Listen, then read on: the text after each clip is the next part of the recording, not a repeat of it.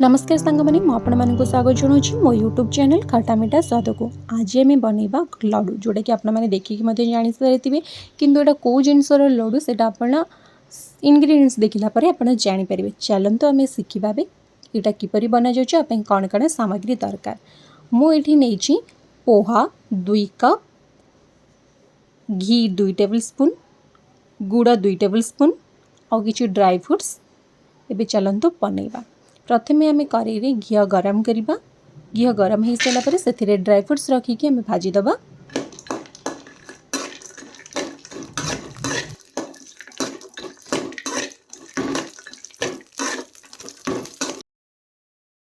Fruits हल्का brown हो गला प्लेट को काढ़ी ना। बेसी आप भाजबेनी ना यहाँ पिता हो।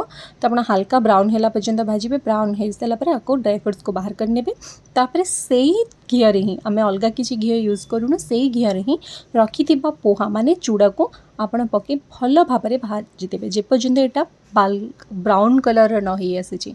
देखो यहाँ ब्राउन कलर भी हो आसला, यहाँ क्रिस्पी भी हो आसी। देखो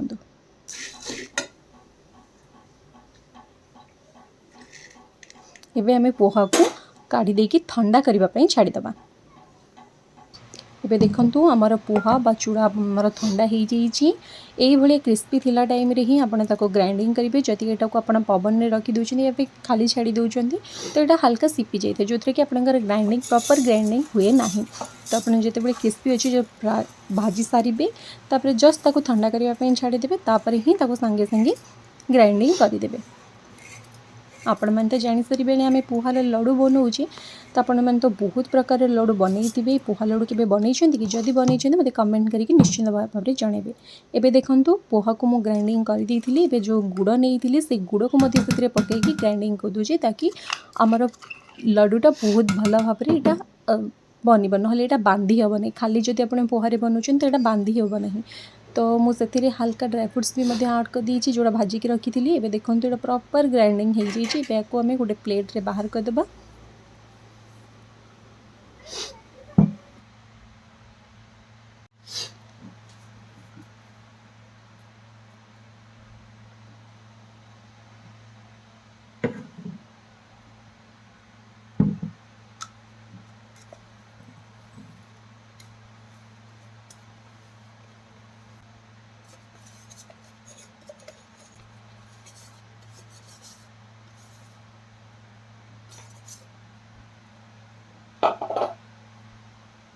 एबे आम जो रखी ड्राई फ्रुट्स को से पकई भल भाव में घाटी दबा जोटा कि आमर लड्डू मिसीज ड्राई फ्रुट्स प्रत्येक बाइट रे ड्राई फ्रुट्स किसी टेस्ट आसो कि फ्लेवर आसो। तो से आम से मिसई देचु। एबे घी को हाथ में लगे आपण लड्डू बनवा स्टार्ट करेंगे।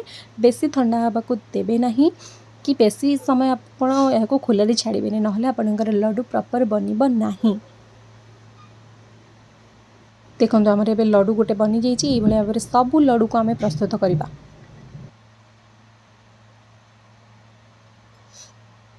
फाइनाली आमर सबू लड्डू ये बनी सारी। मुझे देखी यहाँ केमती बनी केते सॉफ्ट अच्छी खाई जनइबी केते टेस्टी लगुच। आपण मैंने घरे भी बनईकी देखूँ केमती लगिला मत निश्चिंत कमेंट करके जनइबे।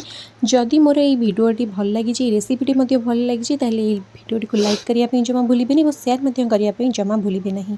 जदि मो चैनल नुआ चैनल सब्सक्राइब करने भूलें। और हाँ पाखे बेल आइकन टी क्लिक करने को भूलें जहाँद्वारा कि आप नुआ नुआ नोटिफिकेशन पाइपर। Thank you.